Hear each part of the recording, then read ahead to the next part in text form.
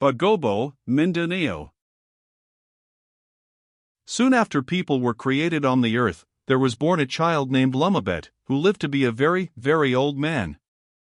He could talk when he was but 1 day old, and all his life he did wonderful things until the people came to believe that he had been sent by Manama, the Great Spirit.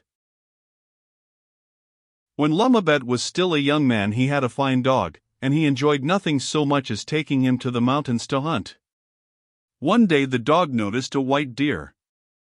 Lumabet and his companions started in pursuit, but the deer was very swift and they could not catch it.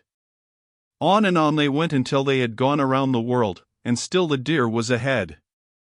One by one his companions dropped out of the chase, but Lumabet would not give up until he had the deer. All the time he had but 1 banana and 1 camote, sweet potato, for food, but each night he planted the skins of these, and in the morning he found a banana tree with ripe fruit and a sweet potato large enough to eat. So he kept on until he had been around the world 9 times, and he was an old man and his hair was gray. At last he caught the deer, and then he called all the people to a great feast, to see the animal. While all were making merry, Lumabet told them to take a knife and kill his father. They were greatly surprised, but did as he commanded, and when the old man was dead, Lumabet waved his headband over him and he came to life again. 8 times they killed the old man at Lumabet's command, and the 8th time he was small like a little boy, for each time they had cut off some of his flesh. They all wondered very much at Lumabet's power, and they were certain that he was a god. One morning some spirits came to talk with Lumabet, and after they had gone he called the people to come into his house.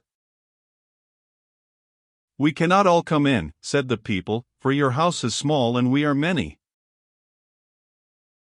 "There is plenty of room," said he, so all went in and to their surprise it did not seem crowded. Then he told the people that he was going on a long journey and that all who believed he had great power could go with him, while all who remained behind would be changed into animals. And Buso. 13 He started out, many following him, and it was as he said. For those that refused to go were immediately changed into animals in Buso. He led the people far away across the ocean to a place where the earth and the sky meet.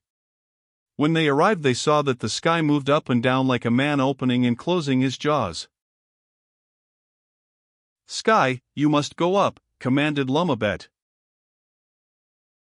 But the sky would not obey. So the people could not go through. Finally Lumabet promised the sky that if he would let all the others through, he might have the last man who tried to pass. Agreeing to this, the sky opened and the people entered. But when near the last the sky shut down so suddenly that he caught not only the last man but also the long knife of the man before.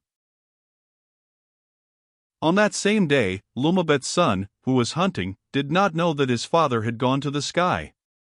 When he was tired of the chase, he wanted to go to his father, so he leaned an arrow against a bolete tree and sat down on it.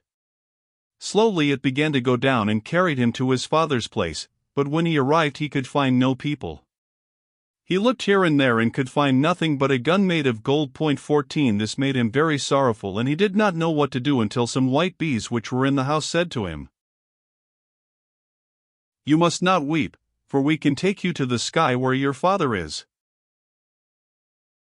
So he did as they bade, and rode on the gun, and the bees flew away with him, until in 3 days they reached the sky. Now, although most of the men who followed Lumabet were content to live in the sky, there was one who was very unhappy, and all the time he kept looking down on the land below. The spirits made fun of him and wanted to take out his intestines so that he would be like them and never die, but he was afraid and always begged to be allowed to go back home. Finally Manama told the spirits to allow him to go, so they made a chain of the leaves of the caron grass and tied it to his legs. Then they let him down slowly head first, and when he reached the ground he was no longer a man but an owl. 15